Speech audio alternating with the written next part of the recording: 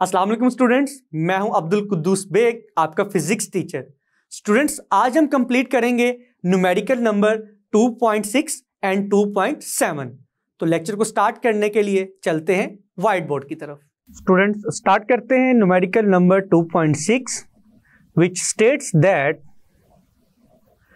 given that vector A which is equal to 2i cap plus 3j cap and vector B which is equal to 3i cap minus 4j cap, find the magnitude and direction of vector C which is equal to the sum of two vectors A and B and vector D which is equal to 3a minus 2b।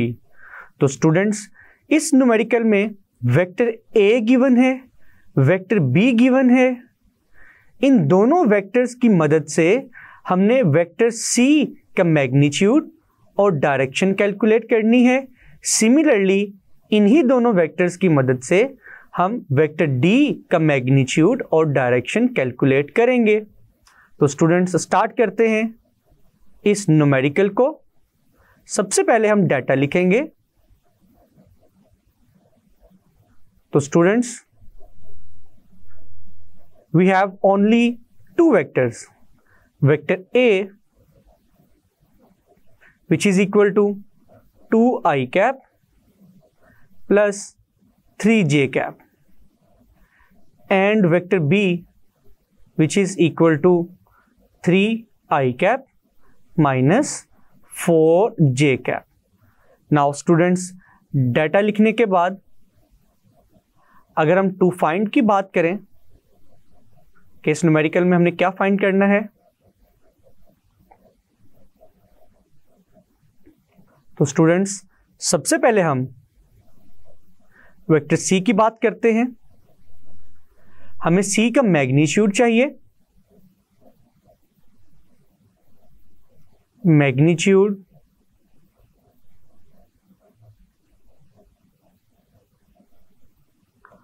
Of vector C ये calculate करना है। And then students, हमने C की direction भी find करनी है।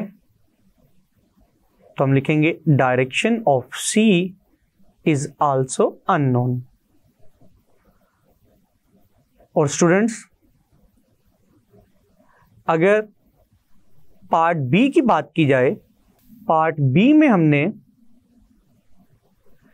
Vector D का magnitude calculate करना है। Magnitude of vector D is missing and direction of vector D is also missing। तो स्टूडेंट्स, अब स्टार्ट करते हैं इस न्यूमेरिकल के सॉल्यूशन को। स्टूडेंट्स, वेक्टर C के मैग्नीट्यूड और डायरेक्शन को कैलकुलेट करने से पहले हम सबसे पहले वेक्टर C को फाइंड करेंगे, जिसका फॉर्मूला गिवन है vector C is equal to vector A plus vector B। तो स्टूडेंट्स, अगर हम दोनों वेक्टर्स की वैल्यूज को पुट करें, वेक्टर A की वैल्यू है 2i cap plus 3j cap plus vector B की वैल्यूज क्या है students, 3i cap minus 4j cap. तो students, 2i cap plus 3i cap we will get 5i cap plus 3j cap minus 4j cap we will get minus 1 और simply minus j cap। तो students, vector C की value हमने calculate कर ली है। Now we are going to find the magnitude of vector C। तो हम लिखेंगे magnitude of vector C will be equal to square root the square of x component plus square of y component। तो x component है 5, इसका square आएगा, plus y component है -1, उसका square आएगा। तो students, square of 5 is equal to 25, square of -1 is equal to +1, 25 plus 1 we will get square root 26. तो students vector C का फाइनल मैग्नीट्यूड किसके इक्वल आया है? जब हम स्क्वायर रूट 26 को सॉल्व करेंगे तो स्टूडेंट्स फाइनल आंसर आएगा 5.1. This is the magnitude of vector C. इसको हम ऐसे भी रिप्रेजेंट कर सकते हैं C मोड के साथ. नाउ स्टूडेंट्स अब हम C की डायरेक्शन को कैलकुलेट करेंगे. तो students for direction of vector C सबसे पहले हम फाई की वैल्यू कैलकुलेट करेंगे, जिसके लिए हम फॉर्मूला यूज करेंगे. Phi is equal to tangent inverse the y component of vector C divided by the x component of vector C. तो स्टूडेंट्स जब हम वैल्यूज पुट करेंगे, tangent inverse the y component of vector C is -1. आप यहां पर देख सकते हैं. लेकिन जब हम इस फॉर्मूला में cy और cx की वैल्यूज को पुट करेंगे, हम नेगेटिव साइन को इग्नोर करेंगे. तो स्टूडेंट्स cy की वैल्यू है +1, cx is x component of vector C which is equal to 5. तो स्टूडेंट्स फॉर्मूला क्या आया? Tangent inverse 1 divided by 5.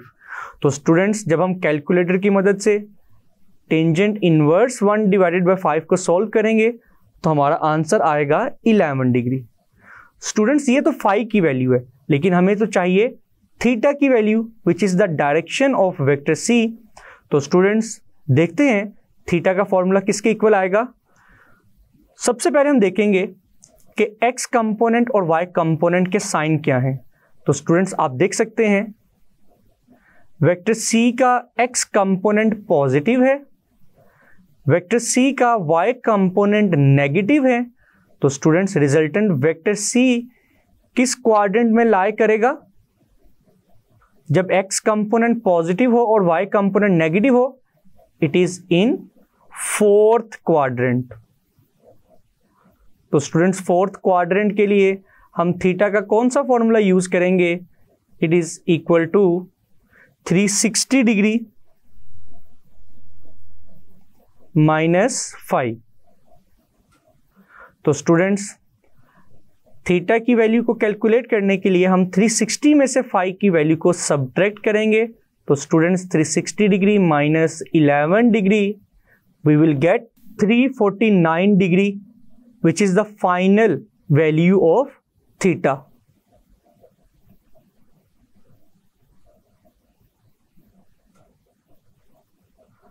तो स्टूडेंट्स अभी तक हमने इस न्यूमेरिकल के फर्स्ट पार्ट को सॉल्व किया है, जिसमें हमने ना सिर्फ वेक्टर C के मैग्नीट्यूड की वैल्यू फाइंड की है, बल्कि हमने वेक्टर C की डायरेक्शन यानी कि थीटा की वैल्यू को भी फाइंड कर लिया है.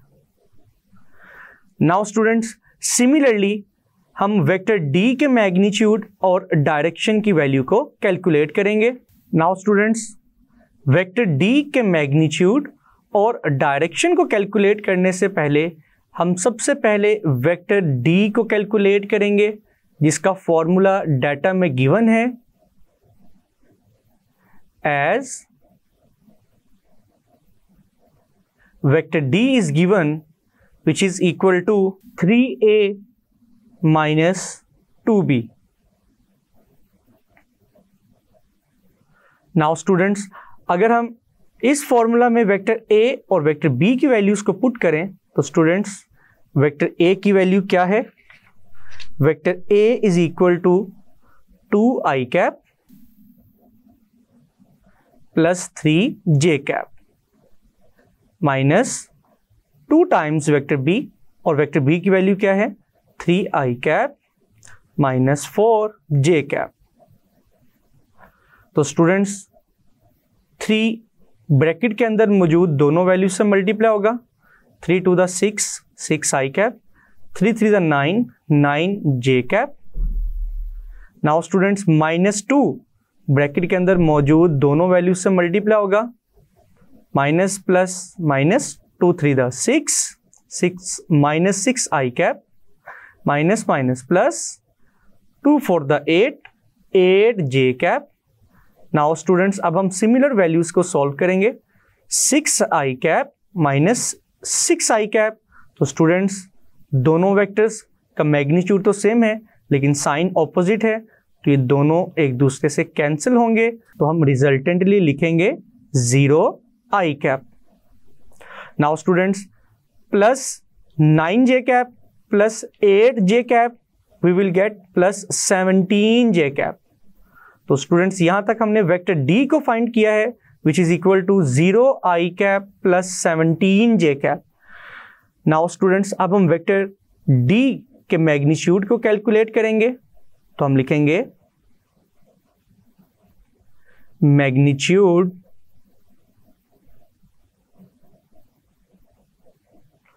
Of vector D is equal to square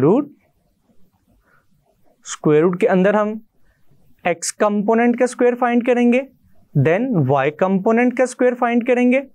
तो स्टूडेंट्स जैसे कि d का x कंपोनेंट 0 है तो 0 का स्क्वायर भी 0 आएगा।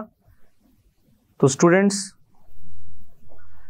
0 को इग्नोर करने के बाद अगर हम 17 के स्क्वायर को फाइंड नहीं करते तो स्टूडेंट्स 17 का स्क्वायर स्क्वायर रूट से कैंसिल होगा और फाइनली d का मैग्नीट्यूड आएगा 17। नाउ स्टूडेंट्स d के मैग्नीट्यूड को कैलकुलेट करने के बाद अब हम वेक्टर d की डायरेक्शन को कैलकुलेट करेंगे, लेकिन उसके लिए सबसे पहले हम फाई की वैल्यू फाइंड करेंगे for direction of vector d। First of all we will find the value of phi which will be equal to tangent inverse the y component of vector d divided by the x component of vector d। तो students जब हम इसी formula में values को put करेंगे, the y component of vector d is 17 and the x component of vector d is 0। तो students जब भी हम किसी भी नंबर को 0 से डिवाइड करें तो हमारा रिजल्ट आता है इंफिनिटी या फिर अनडिफाइंड। तो स्टूडेंट्स टेंजेंट की वैल्यू इंफिनिटी किस एंगल पे आती है, यानी कि जब हम टेंजेंट इनवर्स इंफिनिटी कैलकुलेट करेंगे तो हमारा आंसर आएगा 90 डिग्री। तो students this is the answer for angle phi. But students अगर हम वेक्टर डी को एनालाइज करें तो वेक्टर डी का एक्स कंपोनेंट भी पॉजिटिव है और वेक्टर डी का y कंपोनेंट भी पॉजिटिव है, तो हम लिख सकते हैं the x component of vector d is positive, the y component of vector d is also positive. It means that जब वेक्टर के दोनों कंपोनेंट्स पॉजिटिव हों तो रिजल्टेंट वेक्टर किस क्वाड्रेंट में लाई करेगा, इन फर्स्ट क्वाड्रेंट। तो अल्टीमेटली स्टूडेंट्स थीटा की वैल्यू फर्स्ट क्वाड्रेंट में फाई ही के इक्वल होती है, तो हम लिखेंगे theta is equal to phi. और स्टूडेंट्स फाई की वैल्यू हमने क्या कैलकुलेट की है, 90 डिग्री। तो स्टूडेंट्स हमने वेक्टर डी की डायरेक्शन को भी कैलकुलेट कर लिया है। तो स्टूडेंट्स अगर हम रिजल्ट की बात करें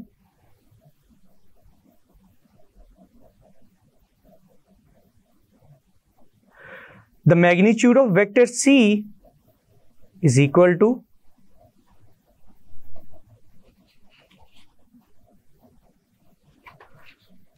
5.1. The direction of vector c is equal to 349 degree. The magnitude of vector d is equal to 17 and the direction of vector d is equal to 90 degree. तो स्टूडेंट्स ये था न्यूमेरिकल नंबर 2.6 का solution.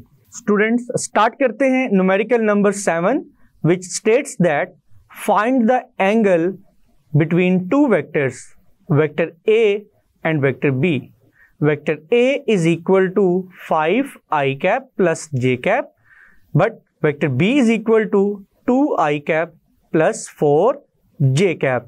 Students, it is very simple numerical, but it is important. तो students start करते हैं इस numerical के solution को। सबसे पहले हम डाटा लिखेंगे।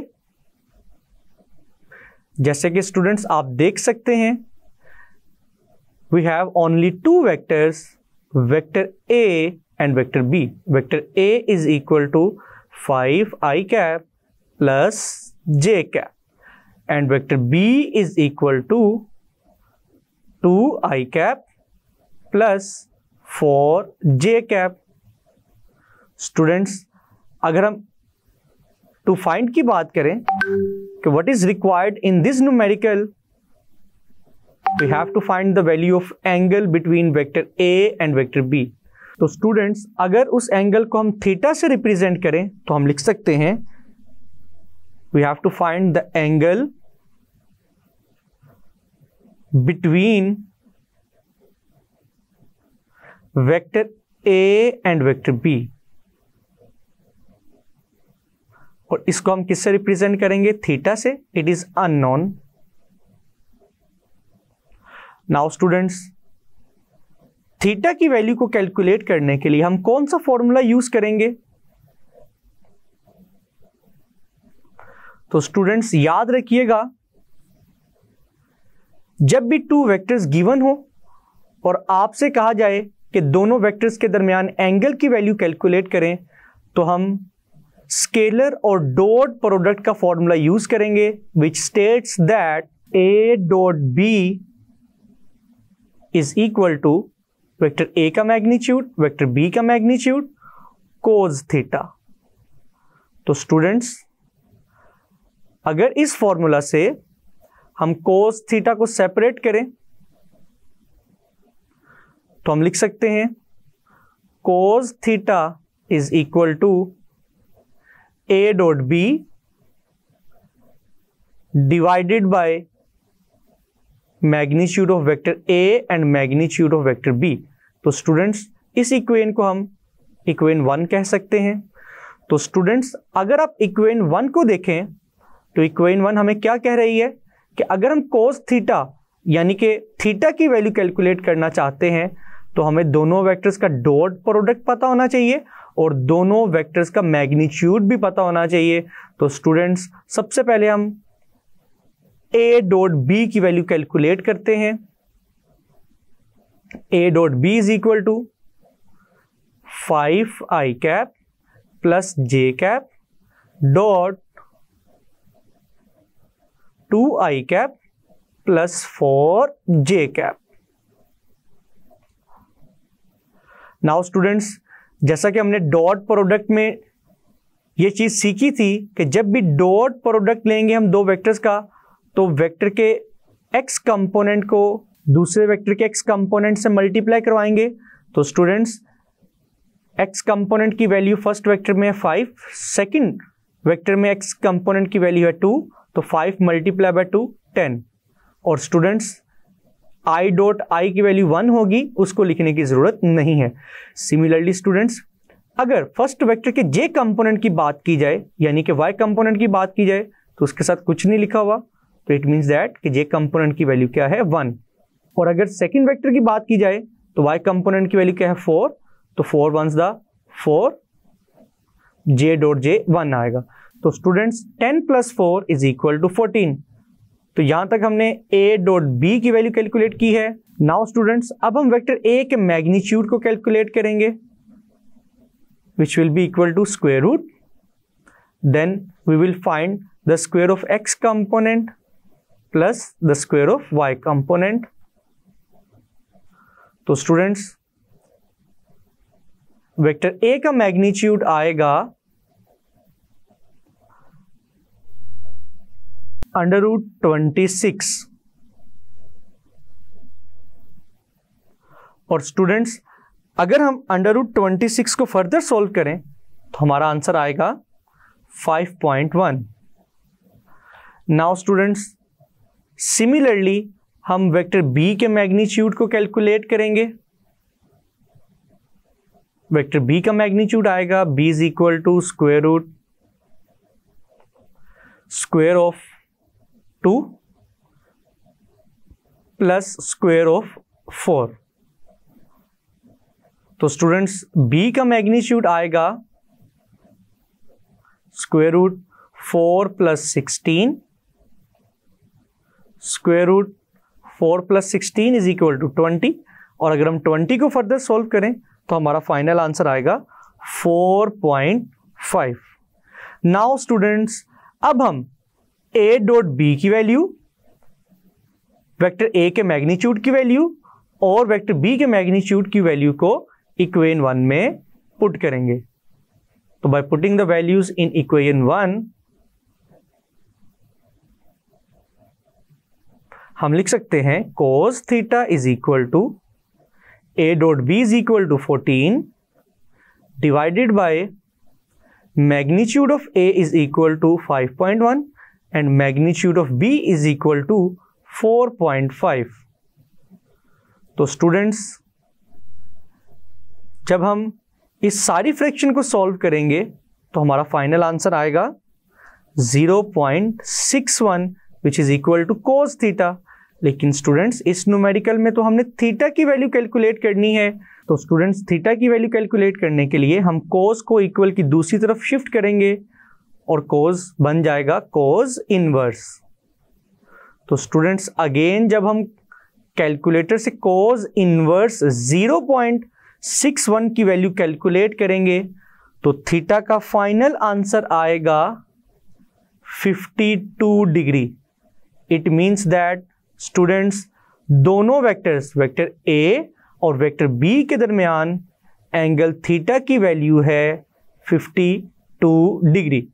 तो स्टूडेंट्स ये था 7th न्यूमेरिकल का सॉल्यूशन।